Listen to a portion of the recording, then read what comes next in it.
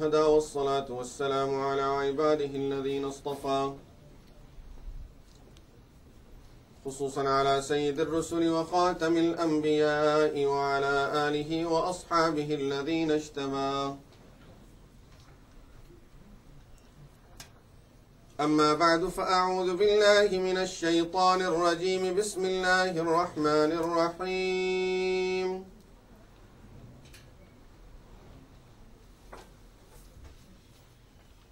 إن سعيكم لشتى فأما من أعطى واتقى وصدق بالحسنى فسنيسره لليسرى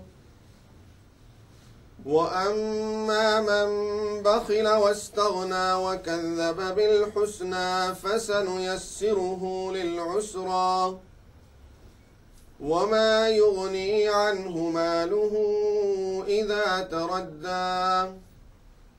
صدق الله العظيم.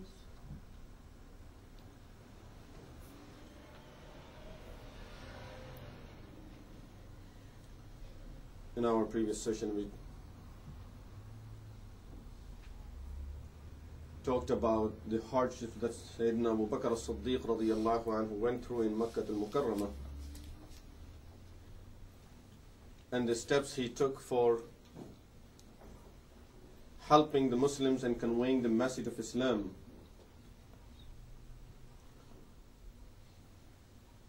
And finally, how he was forced to leave Makkah al-Mukarramah. There is hadith in Sahih al-Bukhari. Aisha radiyallahu anha says, when Rasulullah sallallahu alayhi wa sallam was leaving Makkah Mukarramah,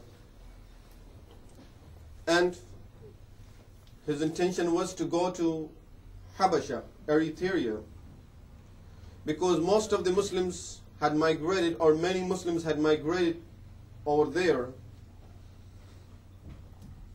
The king, whose title was Najashi, was a very nice person and very helpful to Muslims, although he was a Christian.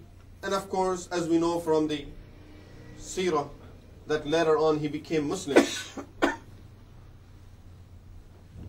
In fact, one of the miracles of Rasulullah sallallahu alayhi wasallam was related with this King Najashi, that when he died, Rasulullah sallallahu alayhi wasallam said to Sahaba Ridwanullahi alayhim ajma'in, he died as Muslim and there is no one right now over there to perform the Salatul Janazah for him. And Allah subhanahu wa ta'ala have removed everything between here to Habasha, and I can see his janazah just in front of me. He asked the Sahaba Ridwanullahi alayhim ajma'in to make the lines for Salatul Janazah, and he performed the Salatul Janazah from there. So Abu Bakr radiyallahu anhu decided to go over there to Eritrea and live over there. On his way, he found a person whose name was Ibn al-Dughunna. Ibn al-Dughunna was one of the leaders in Quraysh, and mainly he was a leader for his own tribe.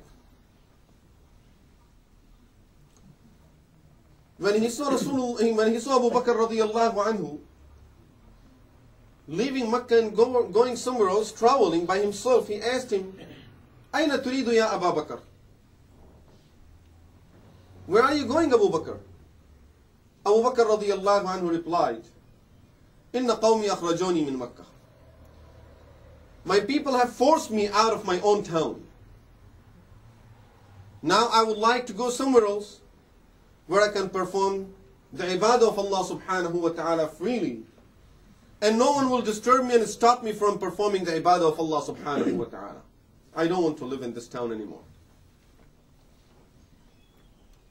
Ibn al-Dughunna said to Abu Bakr radiyallahu anhu, Ya Aba Bakr, مثلك لا يخرج ولا يخرج. Very important word. مثلك لا يخرج ولا يخرج.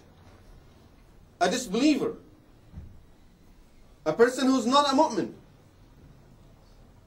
but he can appreciate what this great man is doing for the service of the people over there. He said to Abu Bakr, a person like you should never leave his town, and a person like you can never be forced out of his town. We need you in Makkah, Abu Bakr. People with your qualities are needed in our town. We need more people like you, Abu Bakr. We can't afford to let you go. Abu Bakr, come with me. I'll take care of everything. No one will disturb you anymore. No one will hurt you anymore. Come back to Makkah Mukarramah. We need you in our town. And then he mentioned some qualities of Abu Bakr Radiyallahu Anhu. Innaka latasilu rahim. You join the relationship. You feed the poor. You work for the needy. And you are helping everyone in the town. The thing I would like to remind at this point, this hadith is in Sahih al-Bukhari. And the same qualities that Ibn al-Dughunna had mentioned at this time, at this occasion for Abu Bakr Radiyallahu Anhu, these are the same qualities we find that Khadija Radiyallahu Anha mentioned of Rasulullah Sallallahu Alaihi Wasallam the time he received the prophethood. When Rasulullah Sallallahu Alaihi Wasallam, when he received the first revelation, he went back home and he didn't know what's going on now. First time he sees Angel Jibreel alayhi salatu wassalam.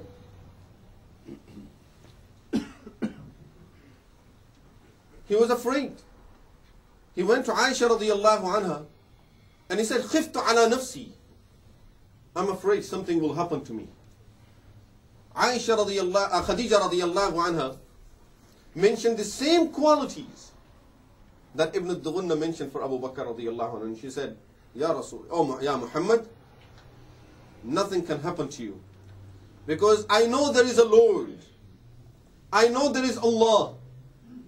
And I have this much trust in that God, that He will not let anything happen to you. A person like you who's serving people so nicely and who's helping people, every person in the town, joining the relationship, feeding the needy people and poor people and helping all the needy people, a person like you, nothing can happen to him. And this tells us how close these two people were in their behaviors, in the different qualities they had. And really, looking at the seerah, we can tell that Abu Bakr radiyallahu anhu was exactly at the steps of Rasulullah sallallahu alayhi wasallam. And not only in things that we have control over it. Not only after seeing Rasulullah sallallahu alayhi wasallam, he learned it from him. We can say that he was really created by Allah subhanahu wa ta'ala on the same nature. And Allah subhanahu wa ta'ala accordingly gave him the things that are out of our control. Even in those things he was able to do everything, and everything was done in his life according to the sunnah of Rasulullah sallallahu alaihi wasallam. And a very simple example is his death and the age of Abu Bakr radiyallahu anhu, that a person, no one has any control over it, but he had the same age almost as much as Rasulullah sallallahu alaihi wasallam, 63 years.